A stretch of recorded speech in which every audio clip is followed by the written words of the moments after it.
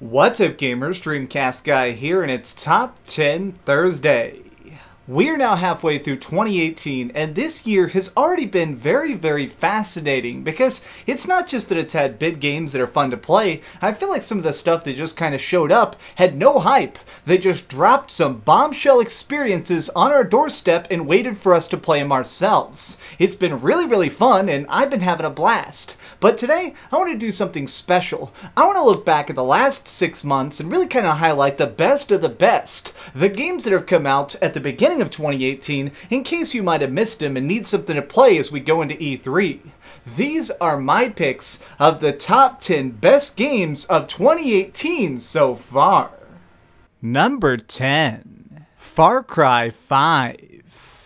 At this point, I think we all realize that Ubisoft is mostly famous for how amazing they can make open-world games. Far Cry 5 is phenomenal, but it's not just that the shooting is fun or that the action is good, it's that they built an entire nation. Hope County feels like a living, breathing world, with side quests to do, objectives to find, and even random towers to just scale to enjoy the view and get a better feeling that this is an actual place. I put a ton of hours into Far Cry 5 just sitting in my car and listening to the radio because there's actually propaganda on it, or trying to help out random people on the road, because each little individual section of this grows together to become an open world experience that I don't think anybody else can compete with at all. Number 9. Moonlighter. I've only discovered this particular game in the last week, but it's instantly gone into my heart because it manages to hit a lot of notes of Zelda while also sort of being the opposite. We play as a young man who by day has to run a tiny store, setting up items, making the prices correct, and just generally trying to do his job. But at night, he fulfills his secret passion to be a great adventurer. By going out, you raid different tombs and get items to sell in your shop, and also just try and slay all sorts of giant rock demons and stuff. The combat itself is really fun, but really I have to say that I respect Moonlighter because it makes me rethink how I see different adventure games. This retro format of going on quests and just kind of getting into trouble, it never really made me think about how weird this is. But Moonlighter, for every single part of its quirky landscape, it has reasoning, it has plot, and it has a real reason for you to care. Number 8. Detroit Become Human. When it comes to video games as an art form, there's always been 3 big elements you have to consider, which is writing, gameplay, and accessibility. Basically, spelling out how easy it is to play and how easy it is for you to get into it. Well, Detroit Become Human instantly sucks you in by being almost an interactive movie, but by making it have so many different options and paths that you yourself feel like you are the writer, trying to decide which one of these people is going to live and die, trying to solve different mysteries, crack cases, or just create an android revolution. The city of Detroit is completely built upon these robotic people, but at the same time there's so many different choices as to how these things are going to ever get the choice of being a person or just a machine.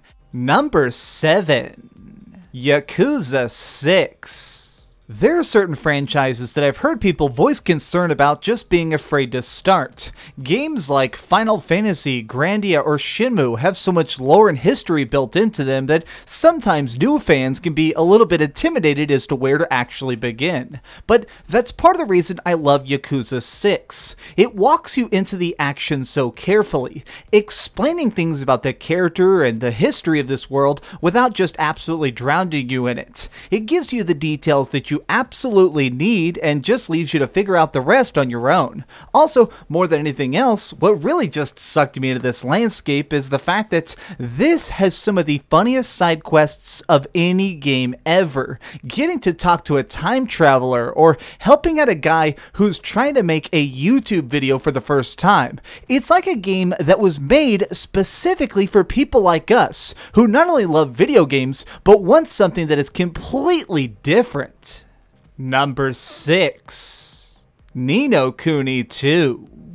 When I was starting this game, I was pretty dang skeptical because I'd heard from a friend that they changed basically everything over the original. The first Ni no Kuni is one of my favorite PS3 games because it was a classic JRPG that managed to just be so quirky and fun. However, for the sequel, they decided to make it more of an action RPG, giving us free roaming in battles, all sorts of different ways to equip skills, and lots of little tiny details that I think were smart, like the fact that you can equip 3 separate weapons simultaneously and charge up multiple specials. That way, depending on how dangerous a foe is, you can take them out as quickly or slowly as you need. I feel like Ni no Kuni is definitely made for people who want to be challenged, but also have something that feels very, very unique. This is an RPG made for people who love RPGs. It's almost a critique of the genre in a really nice way, and it definitely doesn't hurt that the art and characters are so fantastic. Number 5. A Way Out. It's pretty obvious that one of the worst spots you could ever be on Earth is prison. They specifically designed these buildings to be terrible places that you don't want to be in. That way the people who are held within it think about the consequences of the things they've done. However, what if you're somebody who really needs to just bust out to take care of some very needed unfinished business? Say something like bloody revenge. That's the basic story of A Way Out, but the twist to all this is that it is forced co-op.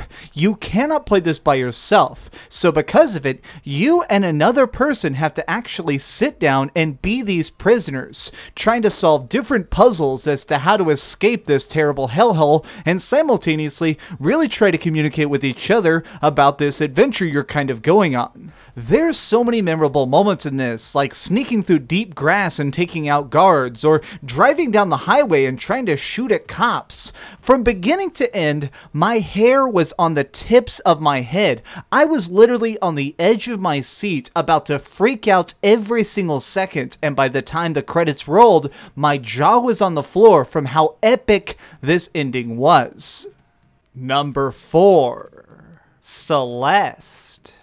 On the surface, this game can appear to just be your standard little retro-themed indie game, but I decided to be open-minded and I sat down, got the controller in my hand, and just wanted to test it. By the end of the first level, I knew that this was something miraculous. The controls are so tight, and while the game itself is incredibly difficult and loves to kill you over and over again, it never gets tough. Instead, it feels like it's pushing you to get better, making you really want to improve. It encourages you to find the best version of yourself on the mountain, where our character herself is also trying to become better and defeat her own inner demons. I love Celeste, and it's kind of funny because when I first started it, I thought I was going to hate it, but I can't. There's just so much genius design in this, from the solid maps, to the cool challenges, to just making it where every level can be beaten multiple times in different ways. Seriously, if you haven't already, pick this up. Even if you gotta wait till it's on sale, Celeste is a must-buy. Number 3. Dragon Ball FighterZ.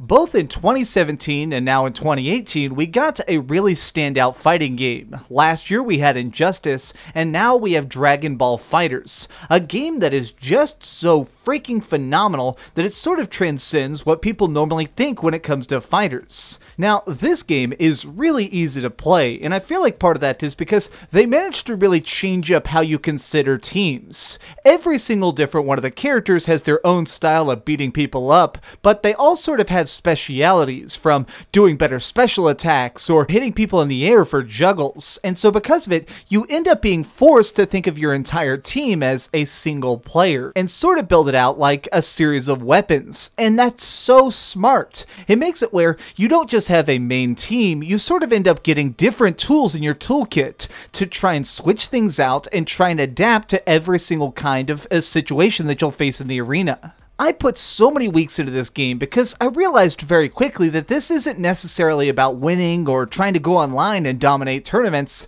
It's just about the raw beauty of solving problems in the ring, of being the ultimate fighter one round at a time. Number 2.